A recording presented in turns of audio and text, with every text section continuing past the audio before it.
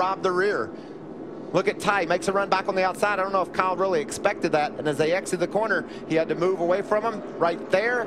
There's where he lost the front downforce, moved up towards him, and then had to yank the steering wheel to get it off of Ty, and around he went. Doesn't look like a lot of damage to the 51. I mean, through the grass. Damage. I don't think any. Look at that splitter digging up the grass, but it never digs into the dirt. It just mowed the grass for him. It didn't take any of that splitter off. We've seen people spin and win before too, Rick. We've seen him spin and win before. High Bodine comes to mind. Spun and won in Dover. How do you do that? Spin off of 4. He's in the grass. Caution's out. Caution's out. Track is clear. He's coming back up here. Easy, easy. Good news is NASCAR's allowed these teams an extra set of tires for this race because of the fact it's a 250-mile race.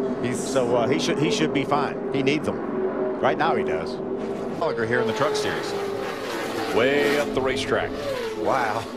That was a long spin, wasn't it? He's had some exciting spins. Hadn't hit much yet. Yeah, very minimal damage at all. You see, gonna get some flat tires out of it. Stopping in his pit now.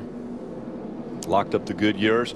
Now, earlier, the 27 of Agnew, look at him wiggle a bit, get up into the wall. Saw him get loose and try to chase it down. He made a little bit more contact with the outside wall than Spencer Gallagher did.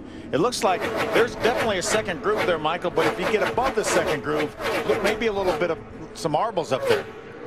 See if Brendan Gaughan might have experienced a little bit of those marbles. You could see him get loose down into the center of the corner. Not surprising at all. Brendan's one of the first guys to use that high side of the racetrack, and that watch the 18 just lose the front end, go up, make slight contact with Miguel Paludo. Great job by Paludo not to lose any of his stride. It put Coulter back in the clutches of the guys behind him, and I think that bunched up Ty Dillon. Ty gets sideways, hits Quiroga, and watch what Kyle Busch does. He cuts down on Joey Logano. And that got Joey out of the throttle. And that chain reaction got all the way back to the 7 of John West Townley. It might be fair to say that wreck started off turn 2. Yeah. And it took all the way to turn 4 for it to end. Riding along with Kyle Busch. Wow. He's just trying to avoid Ty Dillon and Herman Quiroga. Spin in front of you. Check up, low, inside, clear, clear, clear. Nice. Wow. Close call there for Agnew. He was able to slide by just in front of John West Townley. Tough break for John West. Had a solid 11th place finish at Rockingham last week. Guys didn't get a replay and look and see how close they are. I just think that, like we saw Kyle Busch do, James Buescher just loses the front end of his truck and runs in to Paludo. There was plenty of room between them. It wasn't like Miguel had him pinched down. It was just James Buescher the champion lost his truck and hit the new guy. And we saw Kyle Busch do this exact same thing just a few laps ago. So I thought Buescher had gotten into the wall, but he does not. Buescher doesn't ever touch the wall here. Yeah, he's okay. Did you hear him start to roll out of the gas? Yeah. He was 5 feet, 6 feet from hitting Paludo when he started getting out of the gas, knowing he was gonna, but it was too late. I mean, he turns his steering wheel all he can turn, lock to lock, and the thing just keeps on going until he ran into his teammate Miguel Paludo. Paludo makes pretty significant contact with the safer barrier there at the exit. Rest of the field did a tremendous job avoiding him. That right front locked up on the 32. A lot of suspension damage to the right front of Paludo's truck. I think that tells you what kind of job Miguel Paludo did when he was down on the inside of Buescher not to lose his truck. He was racing hard for the lead, but he kept that thing under control. James wasn't able to do that. And that wasn't a situation where Miguel was real straight to the garage. You can see Kyle gets loose right there, loses momentum. That opens the bottom for a couple trucks to come by. You can see Ryan Blaney diving under him, and then Quiroga dives under him, and off turn 2 looked like Quiroga just got loose under Kyle, and when he tried to correct it, into the side of the 51 truck. Yeah, a lot of damage to both of those Toyota trucks. That's interesting because it was really tough for Armand to run underneath Hornaday like he did. He was able to pass that test, understand how to run under him and not make a mistake. That time, as soon as he drove up on Kyle, he lost it. And so 2 trucks into the wall. Kyle Busch, who had been up front. We're going to ride along with Kyle. Starting back in turn 3 where he has a little bit of a bobble. You heard him come out of the gas and correct it. Now he's got it going again. Going to be some traffic come to the left. Let's listen down here in turn 1 and 2 and see what we can hear.